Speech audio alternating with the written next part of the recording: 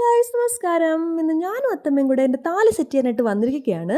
ഇതാണ് തെലങ്കാനയിലെ താലിമാല. ഇവിടെ താലിക്ക് പുസ്തലം എന്നാണ് പറയുന്നത്. ഇതേ മാലയിൽ 2 താലിയാണ് ഇടുന്നത്. അതിൻ്റെ കൂടെ കുറേ മുത്തുകളും ആഡ് ചെയ്യുന്നുണ്ട്. ഇതിലെ കറുത്ത മുത്ത് ഈവിളായി നിന്ന് പ്രൊട്ടക്ട് ചെയ്യാനെന്നാണ് പറഞ്ഞത്. തെലങ്കാനയിൽ ഈ 2 താലിയുടെ സംഭവം എന്താണെന്ന് വെച്ചാൽ ഒന്ന് പെണ്ണിൻ്റെ സൈഡിൽ നിന്നുള്ളതും ഒന്ന് ചെക്കൻ്റെ സൈഡിൽ നിന്നുള്ളതുമാണ്.